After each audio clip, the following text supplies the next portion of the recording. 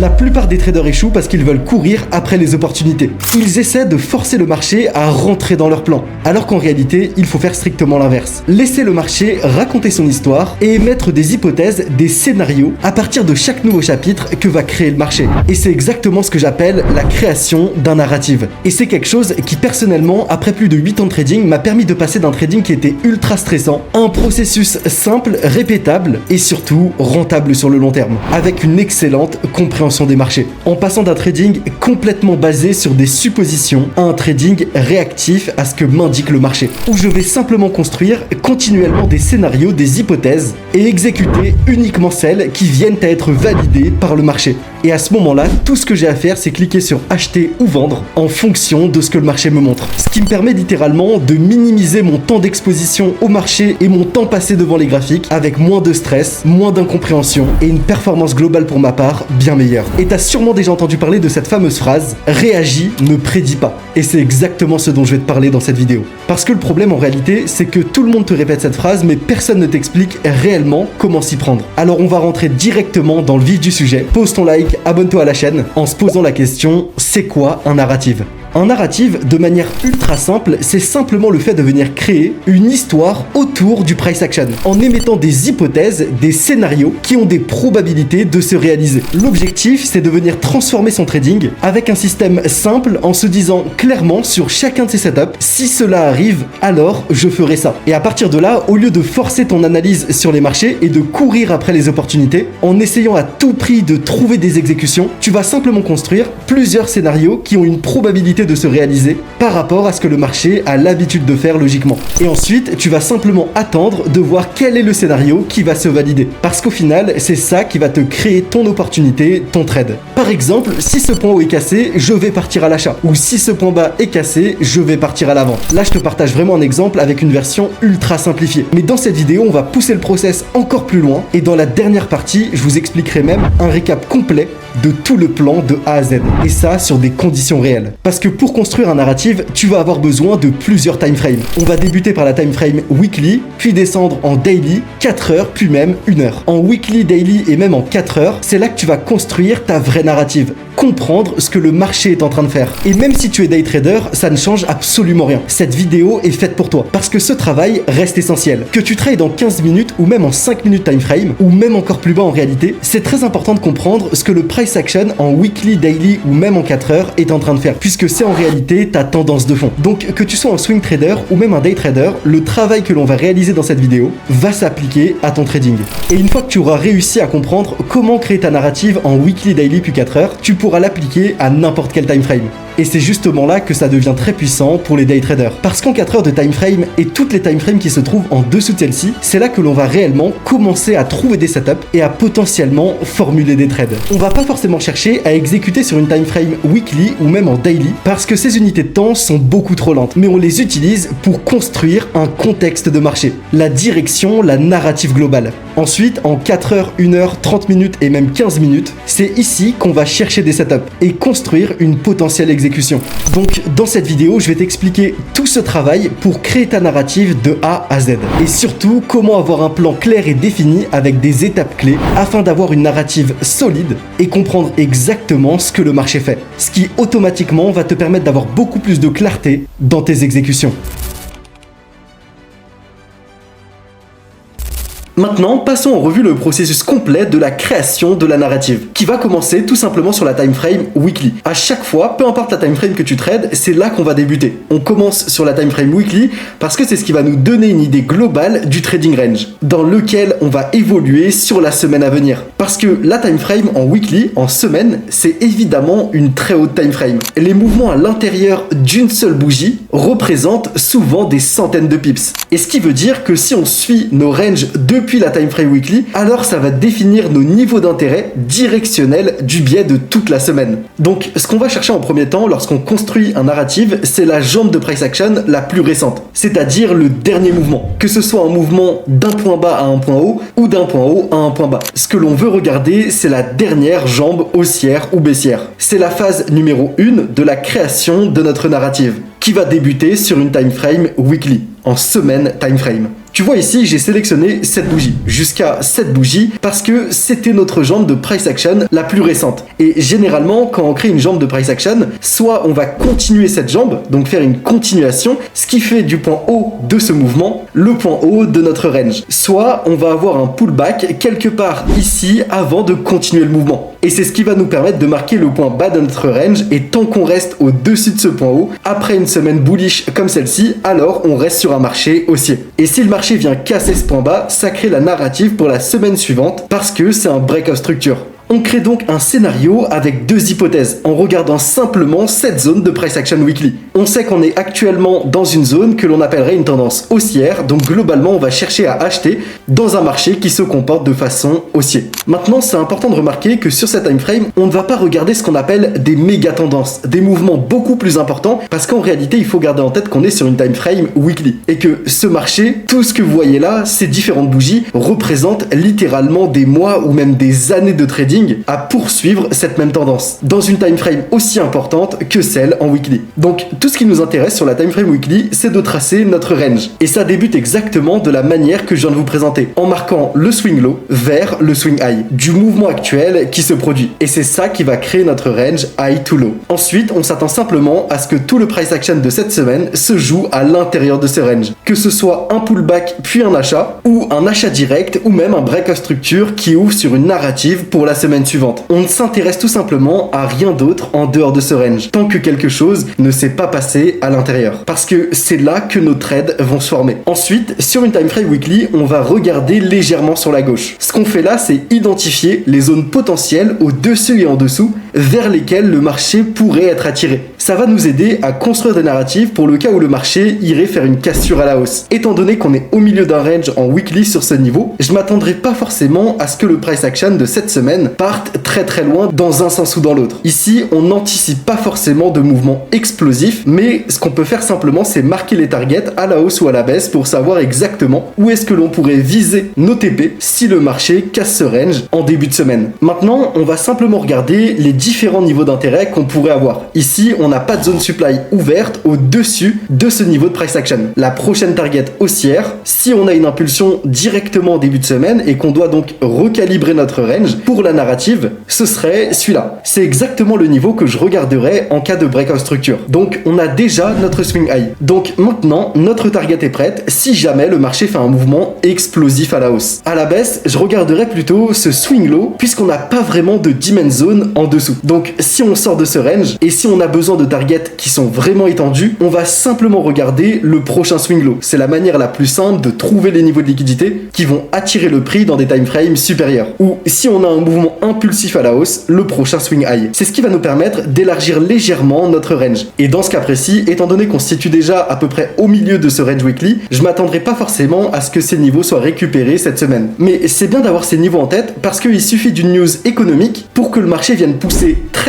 fort dans une direction ou dans l'autre. Donc ici, on a déjà posé la base de notre narrative et en time frame de weekly, c'est à peu près tout ce qu'on a à faire. On regarde la dernière impulsion qui a été créée par le prix dans un mouvement structurel. Donc le mouvement le plus récent pour construire par la suite notre trading à l'intérieur d'un range intra-weekly. Puis on va simplement regarder la jambe à gauche, le dernier mouvement pour identifier ces targets potentiels supplémentaires en cas de mouvement très fort dans un sens ou dans l'autre. À partir de là, on a créé le premier morceau de l'histoire. Soit on trade à la baisse cette semaine, soit à la hausse. Nos targets sont le swing high actuel ou alors jusqu'à ce swing low. Donc notre biais global, comme on en a parlé, va rester focus sur la time frame weekly avec ce marché haussier. Ensuite, on a aussi ce point bas vers ce point haut. Maintenant, on pousse à la hausse et on va chercher idéalement à emmener ce marché plus haut. Et la deuxième partie de l'histoire de cette narrative sera de déterminer d'où est-ce qu'on pourrait potentiellement le faire en descendant sur une time frame daily. On regarde ensuite le price action existant à l'intérieur de notre range pour voir s'il y a un potentiel achat, puisque notre focus principal cette semaine, c'est de trouver des niveaux acheteurs. Ici, on remarque très simplement qu'on a déjà une potentielle zone pour un retour vers le bas. Et la deuxième chose à regarder, c'est s'il y a des opportunités pour partir à la vente jusqu'à ce niveau. Parce que c'est une chose qui mérite d'être notée, côté, ici sur cette time frame, on a des equal low. Une fois, deux fois, trois fois. Et ici, c'est un niveau qui vaudrait peut-être la peine d'être récupéré en descendant par la suite sur une time frame en 4 heures pour voir s'il y a des demand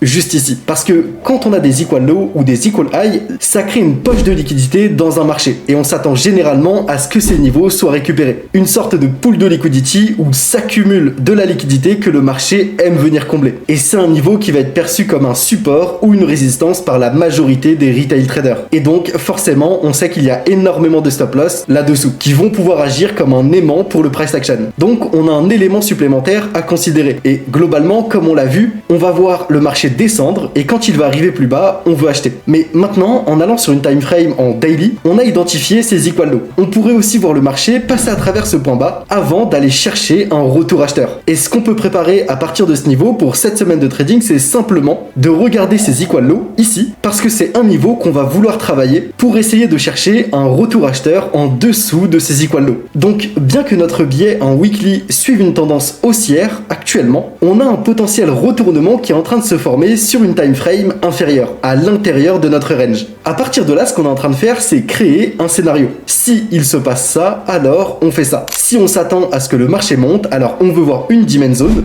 toucher ce niveau. Et si on pense qu'une demand va être récupérée, alors on va pouvoir chercher une potentielle zone vendeuse pour aller récupérer cette zone de demand, puisque le marché se déplace constamment entre impulsion et retracement. Ici, en time frame daily, on peut aussi marquer ce niveau, puisqu'on a un léger break qui s'est formé sous un des points hauts de la journée précédente. Ces mèches indiquent tout simplement que sur des time frames inférieurs, on a une structure en tendance haussière qui est en train de se former. Puis, on a ce large mouvement baissier qui pousse à travers, ce qui ouvre potentiellement les portes à de nouvelles opportunités vendeuses jusqu'à cette zone de demand, et peut-être même jusqu'aux equal low. Et ça, c'est tout simplement la phase 2 de la création et de la construction de notre narrative. Puisque le daily, ce qu'on a fait ici, c'est simplement formuler une vue un peu plus claire, un peu plus raffinée, par rapport au range qu'on a analysé en weekly, qui nous a aidé à déterminer la plage globale sur laquelle on allait s'intéresser et aussi la direction potentielle du marché. Maintenant, en daily, on voit tout simplement où est-ce que le marché pourrait vraiment aller avant que les acheteurs se mettent en place. Et étant donné que ce marché vient de casser à la baisse, même s'il est dans une structure haussière, dans une time frame supérieure, il y a un potentiel pour venir capturer des impulsions à travers l'open de ce range, avant que les achats n'aient eu lieu. Et depuis le début, ce qu'on fait globalement, c'est de créer plusieurs scénarios. Maintenant, on est prêt à descendre sur une time frame de 4 heures, parce qu'en réalité, ici, il n'y a pas grand chose de plus à faire.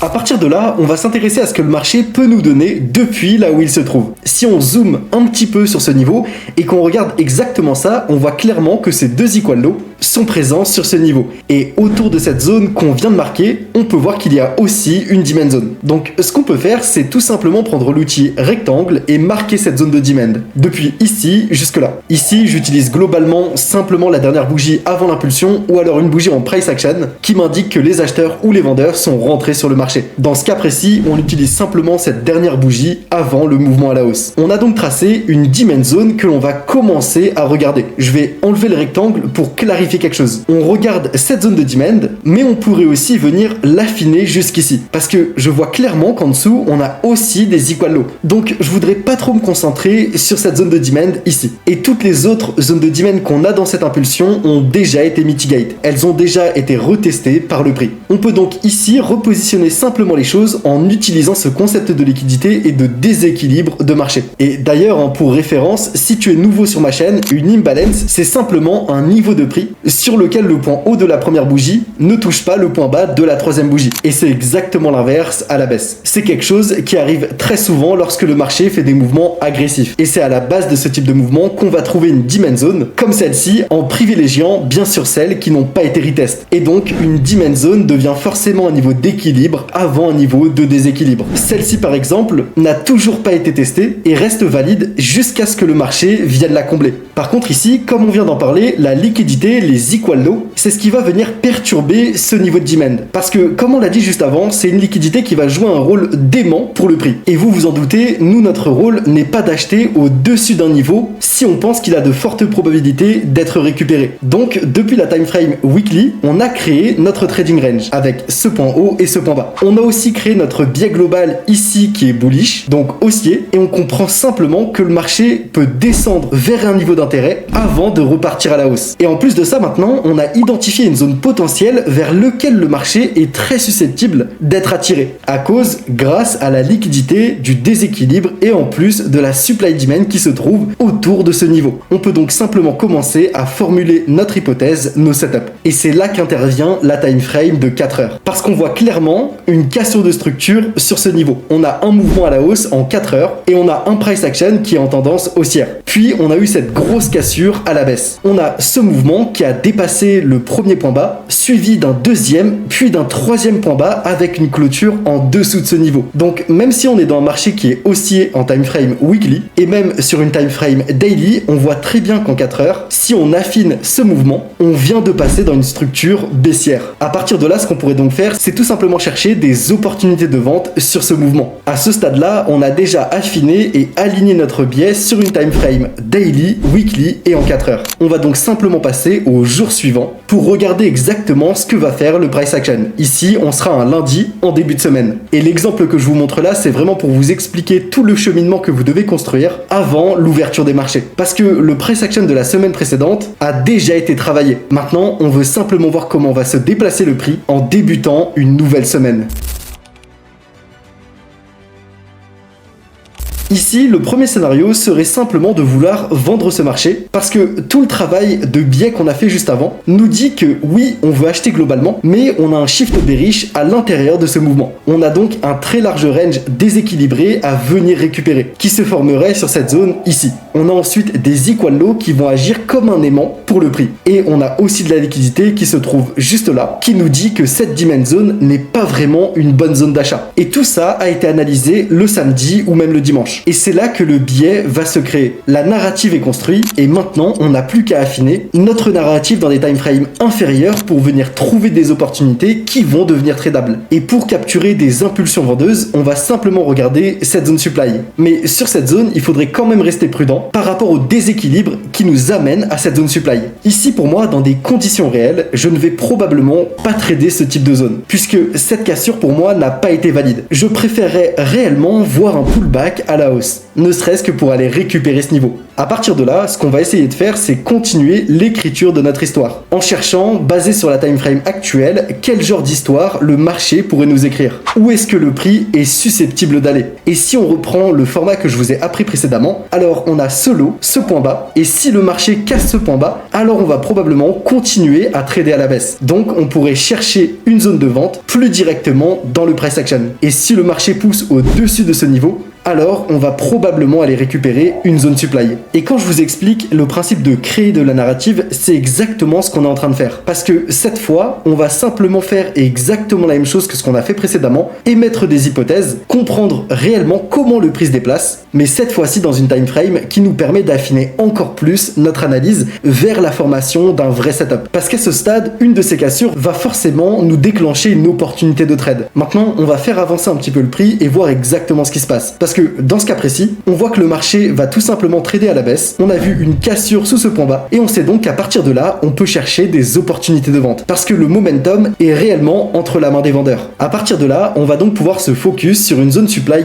plus récente dans ce mouvement. Celle-ci par exemple, qui a créé cette impulsion à la baisse, va être une zone supply qui va devenir intéressante. Et on pourrait tout simplement essayer de capturer une continuation vendeuse sur ce niveau, avec des targets que l'on pourra trouver sous ces equal lows, sans forcément se soucier de la demand qui s'est formée à l'intérieur de l'impulsion. Parce que comme on l'a évoqué précédemment, puisqu'il y a des equal lows en dessous de cette zone de demand, alors elle va être très peu susceptible de réagir et elle sera probablement sweep. Donc la target que l'on veut maintenir ici, c'est ces equal lows. Et si notre zone de vente potentielle vient à se valider, avec toutes ces confluences, on obtient simplement un setup sur lequel capturer une nouvelle impulsion. Et c'est ce qui nous aura permis de créer ce scénario, grâce à la narrative qu'on aura formée pour en arriver là. Donc ici, on attend simplement un pullback jusqu'à ce niveau, une réaction, une confirmation, et ensuite on pourrait chercher à capturer un trade vendeur. Et c'est en réalité tout ce processus qui vient rendre votre stratégie ultra solide et ultra sécurisée. Et ça, c'est l'une des raisons principales de pourquoi une stratégie a une performance qui va être beaucoup plus élevée. Parce que si on n'arrive pas à comprendre exactement ce qui s'est passé pour en arriver là, si on n'obtient pas ce shift de structure et qu'on ne commence pas à voir le marché casser à la baisse, alors on ne prendra tout simplement pas de position. Ce qui veut dire que si le marché ne faisait pas ça, alors on aurait tout simplement simplement pas pris de position à contresens. Parce que ce qu'on a fait, c'est construire cette narrative avec une image dézoomée d'un marché en weekly, daily, puis en 4 heures, en ayant la parfaite connaissance de toutes les réactions du marché qui sont susceptibles d'avoir lieu. Et maintenant, on attend juste que le marché nous dise concrètement d'acheter ou de vendre. À partir de là, faisons simplement avancer encore un petit peu le graphique, et à partir de là, on pourrait descendre sur une time frame de 1 heure pour réellement chercher de potentiels trades autour de cette zone supply. Parce que ici, on voit qu'en 1 heure time frame, on a tout simplement un point bas, un point haut, puis un point bas, avec une cassure qui s'est formée à la hausse, vers un nouveau point haut. On pourrait donc chercher des zones de demand comme celle-ci pour capturer un achat. Et on pourrait regarder à l'intérieur de ces différentes zones pour capturer une impulsion haussière qui irait récupérer notre zone supply. Et c'est simplement en descendant sur cette time frame de 1 heure que l'on peut visualiser et affiner nos setups avec cette toute petite zone dans laquelle on aimerait potentiellement voir des réactions. Et on aimerait surtout avoir une confirmation que le setup est valide. Mais en réalité ici, sur ce setup, on va pas forcément aller plus loin. Parce que le but n'est surtout pas de rajouter trop de complexité. Mais garde en tête que si tu fais du day trading sur une time frame de 15 minutes ou de 5 minutes, c'est exactement des mouvements comme celui-ci, avec cette toute petite poussée à la hausse qui retourne vers la zone supply que l'on veut vendre, qui peuvent ensuite te fournir des trades sur une time frame de 5 à 15 minutes. Tu pourrais donc utiliser la même analyse que je viens de te présenter pour capturer une belle position juste sur ce mouvement à la hausse qui se trouve ici. Et c'est ça la toute beauté de créer ta narrative. Parce que construire une narrative et déterminer d'où tu veux acheter et d'où tu veux vendre et quels sont tes targets, c'est ce qui va te permettre de créer plusieurs trades dans différentes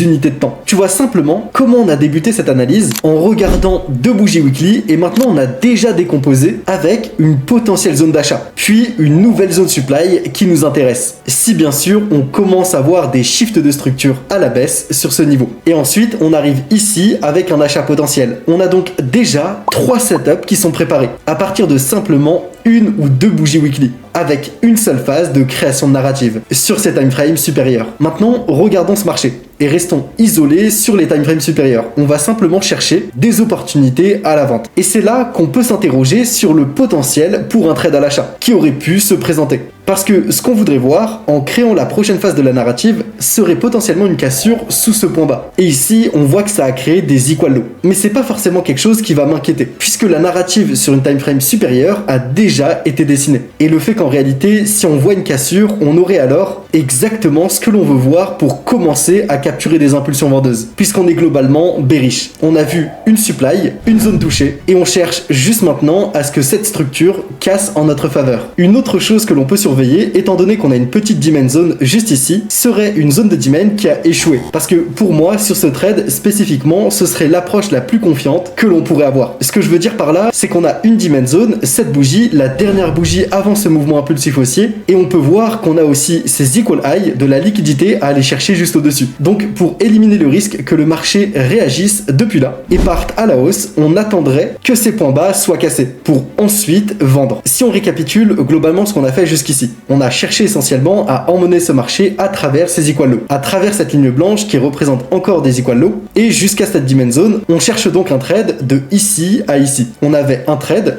de là à là, et c'est le trade numéro 1 construit depuis la narrative. Et c'est là qu'on commence à comprendre que c'est très très simple. Des points d'intérêt sur des time frames supérieurs et des niveaux d'intérêt sur des time frames moyennes, et à partir de là, tout ton trading consiste simplement à relier cette zone à cette zone, ce point of interest à ce point of interest. Maintenant, attendons juste de voir ce que le marché nous prépare. Encore une fois, on n'essaye pas de prédire ce que va faire le marché, on réagit à ce que le marché nous montre. On a construit une sorte de prévision à travers nos scénarios. Mais maintenant, on va simplement réagir à ce qui va se produire avec notre scénario où si le marché casse ce point bas, alors on va chercher des opportunités vendeuses. Et s'il se passe ça, alors on a une autre procédure en réaction à ce qui s'est produit, en disant que si le marché pousse au-dessus de ce high, ça va en réalité ouvrir des portes à une potentielle poussée haussière, parce que ça nous montrerait simplement que la zone supply ne tient pas. Donc on pourrait simplement dire qu'on monte vers la prochaine supply et qu'on construit le prochain scénario depuis ce niveau. On a donc 2 scénarios, et à ce stade, si le marché casse sous ce point bas, alors on vend. Si le marché casse au-dessus de ce point haut, alors on achète. Et c'est cette lecture simplifiée qui va nous permettre réellement de comprendre le biais du marché. On ne force pas ce biais, on attend simplement que le marché nous dise quoi faire. Maintenant, faisons avancer un petit peu le graphique et voyons exactement quel mouvement va se dessiner. On a une cassure et une clôture sous cette zone. C'est bien.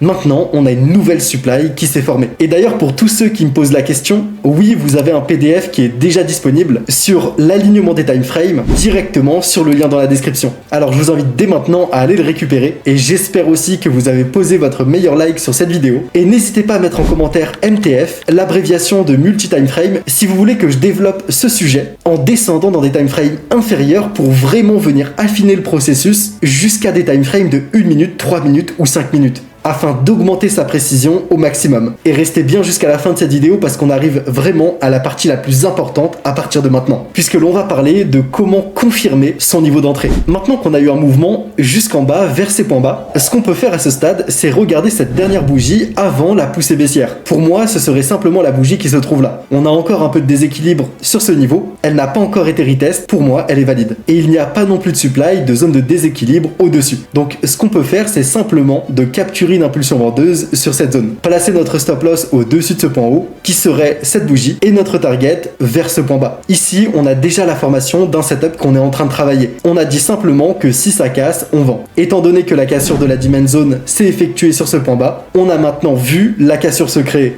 Donc maintenant, le marché nous a donné un setup, et le plus fou dans tout ça, c'est qu'on n'a même pas eu à le chercher. C'est le marché qui nous l'a donné. On pourrait donc placer un ordre sur ce niveau, avec un risque fixe et modéré, et laisser simplement ça tourner. Et regarder simplement ce qui se passe. On récupère notre point d'entrée, et on capture une nouvelle impulsion baissière vers la zone de demand que l'on avait tracée. Et comme tu peux le voir, on a une très belle réaction, et c'est exactement ce qui vient de se passer, avec un très bon ratio risque et reward sur cette impulsion, en suivant simplement le scénario que l'on avait proposé. Maintenant, si on revient sur la timeframe weekly pour regarder exactement le processus depuis le début, on avait simplement cette timeframe weekly qui créait une poussée haussière. Ensuite, on a créé notre range high et notre range low. Ça, c'était notre biais. On a aussi dit que globalement, on était bullish, mais on voulait peut-être voir le marché redescendre avant de repartir à la hausse, ce qui nous a laissé l'opportunité de trouver des impulsions vendeuses. Et c'est exactement ce que l'on vient de faire. On est simplement allé sur une timeframe daily, on a identifié des equal lows que le marché allait probablement aller récupérer, et on a vu aussi qu'il y avait peut-être un potentiel pour le marché de descendre plus bas avant de repartir à la hausse, donc d'aller récupérer ce niveau. Et au moment du trade, on était à peu près autour de ce niveau, ce qui nous donne toute cette zone à trader. Maintenant, ce qu'on a fait, c'est qu'on a simplement regardé le price action du vendredi, et là, la narrative de la semaine précédente était déjà terminée. Le plan était posé et tous nos scénarios étaient déjà imaginés. Ensuite, on est simplement descendu sur une time frame de 4 heures en comprenant que le marché allait chercher de la contrepartie plus bas, donc nous créer une impulsion vendeuse. Et c'est à partir de là qu'on a créé notre premier setup avec la formation de notre hypothèse, en regardant ces deux niveaux pendant que le marché était ici. On a simplement dit que si on avait une cassure à la hausse, alors on aurait voulu acheter vers cette supply et ensuite vendre. Et si on casse à la baisse, alors on allait chercher des opportunités de vente directement en visant cette target. Ensuite, notre setup réel est venu d'abord d'une supply zone en 4 heures qui s'est créée ici. Il y avait un trade potentiel sur ce niveau à la hausse vers ce point. On a ensuite touché la confirmation que l'on attendait. Et c'est ce qui nous a fourni ce trade et cette impulsion vendeuse. Et encore une fois, c'était comme un scénario en disant si on a ça, alors on obtient cela. Et dans ce cas précis, si ce high juste ici casse, alors on va chercher un achat de continuation vers la prochaine supply. Puis on peut simplement regarder des ventes depuis ce niveau. Et si cette zone de demand casse, alors on va simplement chercher à vendre directement parce qu'il n'y a plus rien pour retenir le prix. Et ça s'aligne parfaitement avec la narrative en time frame supérieure que l'on a construit jusqu'ici. Et tout ce qu'on a fait, c'est d'attendre la cassure dans un sens ou dans l'autre, puis de placer le trade le plus évident pour nous, vendre depuis la seule supply avec un stop au-dessus du point haut en allant chercher notre target sur ce point bas. Et comme tu peux le voir, le marché nous a simplement offert ce trade que l'on est venu récupérer, qui nous a amené jusqu'au vendredi. Donc dans cette semaine, pour quelqu'un qui va trader des setups en time frame supérieur, il y avait environ 2 trades formés par la narrative. La petite impulsion haussière juste ici et cette grosse impulsion vendeuse ici. Et maintenant, on est à nouveau à vendredi. Donc ce qu'on veut faire à partir de là, puisqu'on débute une nouvelle semaine, c'est simplement de trouver une nouvelle narrative. De faire exactement le même processus que l'on a fait jusqu'ici. Et c'est exactement ce que je recommande sur n'importe quelle paire. En ayant un flux continu de narrative pour garder tout simplement le fil de l'histoire sur les actifs qui nous intéressent semaine après semaine. Parce que c'est ce qui va réellement nous permettre de comprendre tout le cheminement du prix et de savoir exactement où se situer et quel scénario attendre. Ici, je vais simplement nettoyer mes graphiques et on va replacer ça depuis la time frame en weekly, comme on le ferait normalement. Mais ce qu'on peut faire ici, c'est aussi de prendre en compte la narrative de la semaine précédente, puisqu'on avait compris compris qu'il y avait de la liquidité des equal low à travers ce niveau et on avait aussi compris qu'on serait prêt à acheter ici si on avait une condition réelle et de ne pas réellement clôturer en dessous de ce niveau. Comme tu peux le voir, cette bougie weekly a clôturé en faisant une mèche, ce qui nous montre qu'on a eu des réjections. Ce niveau a été défendu. Maintenant, on va simplement suivre le même mouvement en marquant notre point haut et notre point bas de la dernière impulsion créée par le prix.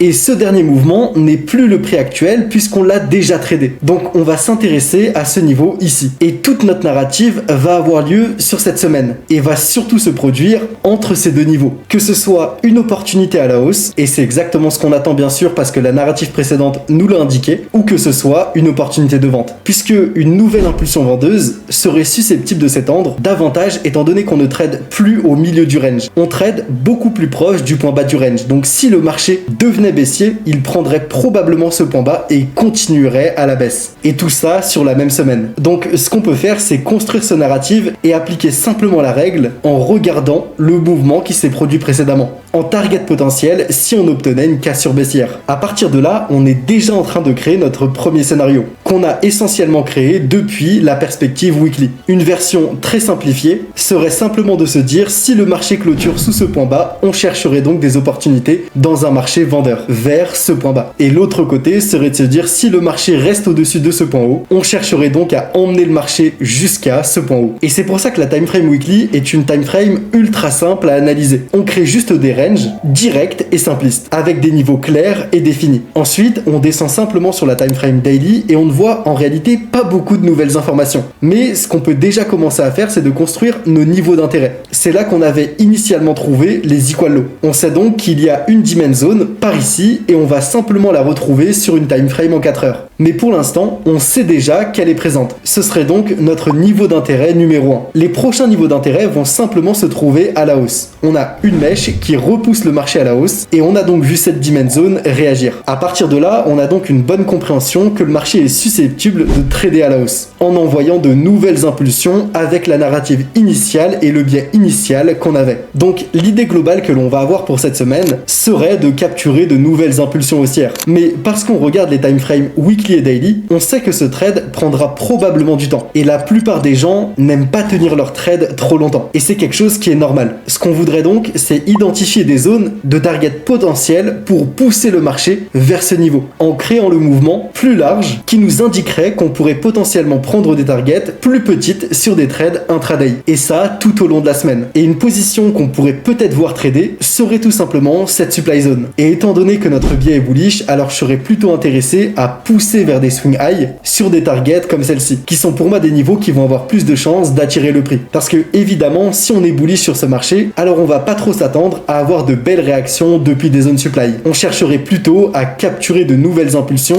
poussées par les acheteurs pour créer de nouveaux points hauts. Ce qui en plus de ça viendrait nous confirmer la continuité de ce mouvement acheteur. Et donc nous confirmer par la même occasion le mouvement final, qui nous permettrait d'avoir une très belle opportunité pour emmener le marché à créer un nouveau point haut. À partir de là, on a déjà revu le processus global de la narrative en weekly puis en daily, en termes de target avec des niveaux d'intérêt. Maintenant, passons simplement à la time frame de 4 heures, qui globalement va être la dernière time frame de création de biais. On voit tout simplement qu'il n'y a pas de supply zone qui n'ont pas été mitigate sur cette time frame. Donc le seul point où on pourrait potentiellement voir des reversals serait sur cette bougie. Et même elle semble déjà mitigate. Donc ça s'inscrit dans l'idée globale qu'on avait déjà du marché, qui est plutôt susceptible de pousser à la hausse pour aller chercher des nouveaux points hauts, puisqu'il n'y a tout simplement pas de niveau vendeur majeur qui pourrait repousser le prix à la baisse. Et ce qu'on va faire ici, c'est affiner notre target. Puisque sur ce swing high, qui est l'un de nos niveaux d'intérêt, il y a aussi une supply zone juste au-dessus. Et si le marché atteint ce swing high, cette ligne blanche, alors il va probablement combler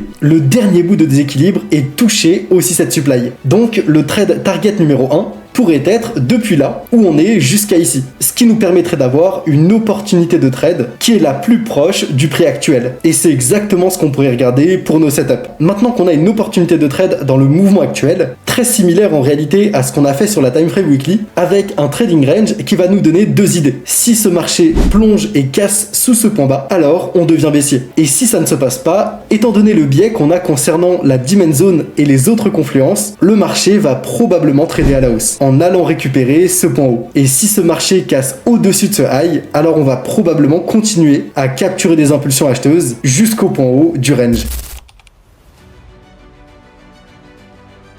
Maintenant, passons simplement à la time frame de 1 heure et voyons exactement ce qu'on va pouvoir faire et trouver en termes de formation de setup. Pour l'instant, en réalité, pas grand chose. On voudrait voir du price action acheteur arriver, qui pourrait se matérialiser après une cassure de cette supply. C'est à peu près le seul niveau qui limiterait le prix. On a donc créé encore une fois un trading range encore plus petit dans une time frame inférieure. Et le dernier range que l'on vient d'affiner serait potentiellement pour les exécutions, puisque ici, on a déjà émis l'hypothèse que si le marché monte au-dessus de ce point haut, alors on pourrait chercher des achats. Et encore une fois, de manière très similaire à ce qu'on a fait sur chacune des zones time frame, créer des scénarios en disant s'il se passe ça, alors je ferai ça. Et en faisant avancer petit à petit le marché, on voit qu'on a une poussée à la hausse. On a maintenant cassé au-dessus de ce high et c'est là que le setup numéro 1 pourrait réellement se former. Maintenant qu'on a vu cette poussée et cette cassure, on peut suivre ce format avec cassure, pullback, achat. Et on connaît exactement notre target à la hausse grâce au narratif de 4 heures et daily qu'on a construit précédemment. Ce serait juste ici, cette supply zone. On pourrait affiner cette supply maintenant qu'on est sur la time frame de 1 heure jusqu'à environ ce niveau. On cherche donc essentiellement un achat pour atteindre ces deux prochains niveaux, le swing high et une target un peu plus faible. Dans le sens ici où c'est une target solide pour nous avec un ratio risk reward modéré. Mais bien sûr, un niveau qui est susceptible d'être atteint par le prix parce qu'évidemment notre narrative est bullish. Et donc en gardant en tête que ce niveau a très peu de chances d'arrêter le prix. Donc pour moi, prendre un achat sur ce niveau devient un trade évident. C'est avec une cible tout aussi évidente parce que c'est la prochaine zone supply avec un prix qui n'a pas été mitigate dans tout ce mouvement. Donc c'est ici que les ordres restants qui n'ont pas été comblés par le marché vont forcément jouer un rôle dément pour le prix, attirant le marché à la hausse. Mon exécution devient donc très simple. On a maintenant une cassure de structure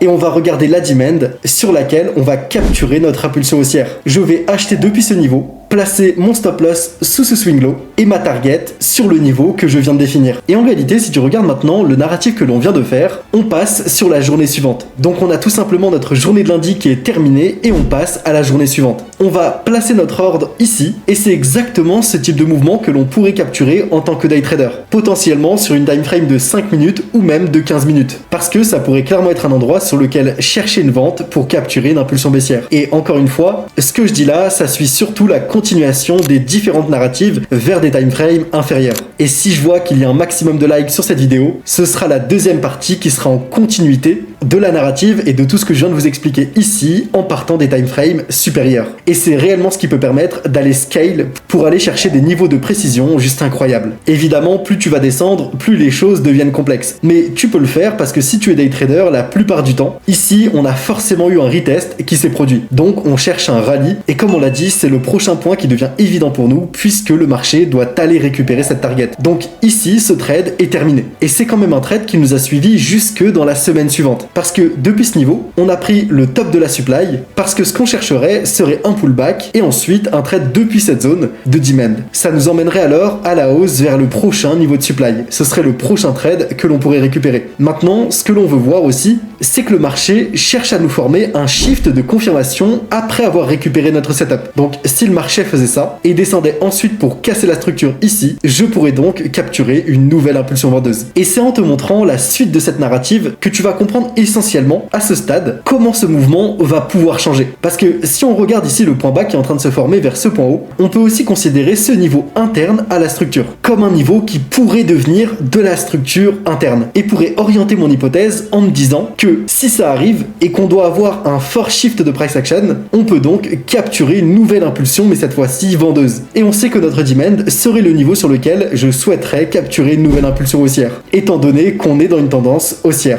Et si ça arrive, alors je vais pouvoir rentrer à l'achat sur ce niveau. Et c'est à peu près tout ce qu'on doit faire pour construire notre narrative. Maintenant, en alternative à tout ça, peut-être que ça ne descendra pas. Auquel cas, si on cassait à la hausse, on pourrait simplement chercher des opportunités d'achat qui seraient plus proches du prix actuel à l'intérieur de ce range. Ce qui nous permettrait de finaliser les targets que l'on a déjà positionnés, qui vont être le prochain swing high. Et potentiellement même une petite zone supply tout en haut. Mais en étant plus réaliste sur le mouvement actuel, étant donné la narrative weekly qu'on a construit, on a une conviction assez élevée que le marché va prendre tout ce high. Et si on regarde exactement ce qu'il a fait, on a eu le sweep de ce niveau. Et si on obtient une cassure qui à ce stade serait sous ce point bas, Parce qu'on a en réalité créé ce type de mouvement de shift des structures, juste ici, de cette manière. Et si on obtient ça, alors on va pouvoir capturer une impulsion vendeuse. Et si on finit par pousser à la hausse, alors on pourra simplement chercher des achats à l'intérieur de ce range. Et pour mettre les choses à plat, le prochain trade que je pourrais capturer ici pourrait venir soit de cette zone de demand avec des stops sous ce swing low et les targets vers ce swing high. Et pour avoir un stop un peu plus conservateur, alors je pourrais le mettre en dessous de ce niveau, ce qui me permettrait de garder un ratio risque et reward ultra correct. Et on pourrait aussi capturer une position avec une impulsion depuis cette zone de demand sur laquelle on se trouve actuellement. Évidemment, on passerait ensuite à un nouveau setup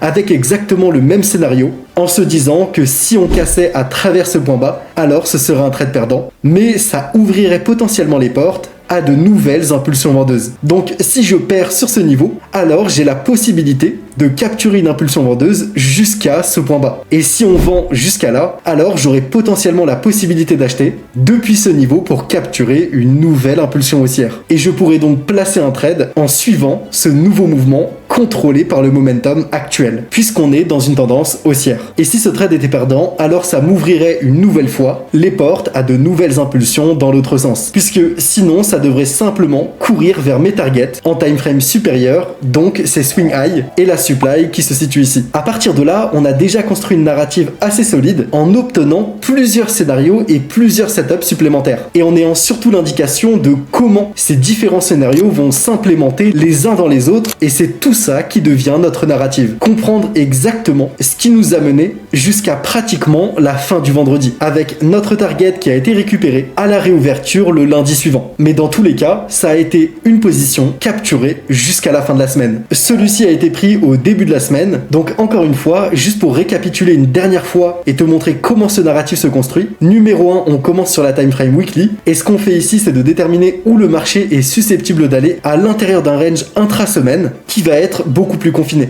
C'est un bon point de focus sur ce que j'ai expliqué, la raison pour laquelle je dis qu'on n'a pas besoin de regarder que des ranges sur une time frame weekly, parce qu'on peut clairement voir que dans notre premier range, qui se trouvait entre ce point haut et ce point bas, tout le price action de cette semaine s'est déroulé entre ces deux niveaux. Donc tout ce range a été confiné entre ce point haut et ce point bas, avec tout le price action qui s'est déroulé. On n'a donc pas forcément besoin d'avoir un range encore plus petit que sur la time frame weekly, parce que jour après jour, les bougies weekly vont simplement couvrir de larges mouvements qui vont se produire en daily. Et c'est à partir de ça qu'on va pouvoir descendre en 4 heures, 1 heure ou même 30 minutes time frame et encore plus bas pour obtenir de nombreuses opportunités en corrélation à l'intérieur d'une seule bougie weekly. Et comme tu l'as vu, le weekly nous a simplement servi à identifier le range. Le daily, on a simplement identifié des points d'intérêt supplémentaires et des points de liquidité. Et en 4 heures, ainsi de suite, on a simplement façonné ces points d'intérêt, cherché des reversals, créé des scénarios en disant que s'il se produisait cela, alors on ferait ça. Et ensuite, en time frame de 1 heure ou même plus bas, c'est là que l'on cherche réellement à capturer des impulsions basées sur les scénarios que l'on a formulés précédemment, sur des zones qui sont respectées et d'autres qui ne le sont pas. Et à chaque fois qu'on arrive sur un price action qui vient à accumuler, à consolider, c'est là que l'on va pouvoir commencer à formuler notre scénario, en disant que si l'on casse en dessous, alors on commencera à vendre, et que si on casse au-dessus, alors on chercherait des achats. Et ce processus, c'est exactement ce que l'on répète encore et encore, avec des setups basés sur des phases de déséquilibre, puis des prix d'équilibre et de nouvelles phases de déséquilibre. Et tout ça vient s'inscrire exactement dans la narrative en time frame supérieur que vous devez absolument analyser pour avoir une compréhension globale et une vision claire de tous les scénarios possibles sur le marché. Maintenant que tu as le processus complet pour créer ta propre narrative adaptée à ton style de trading et surtout savoir quand trader, quoi trader et même pourquoi, j'espère sincèrement que cette vidéo t'a plu, et si c'est le cas, que tu as posé ton meilleur like, pense aussi à t'abonner à la chaîne parce que des masterclass comme celle-ci, je t'en partage une par semaine. Et sache que tu peux aussi avoir accès à toutes mes analyses qui sont basées sur le même plan que je viens de t'expliquer dans cette vidéo,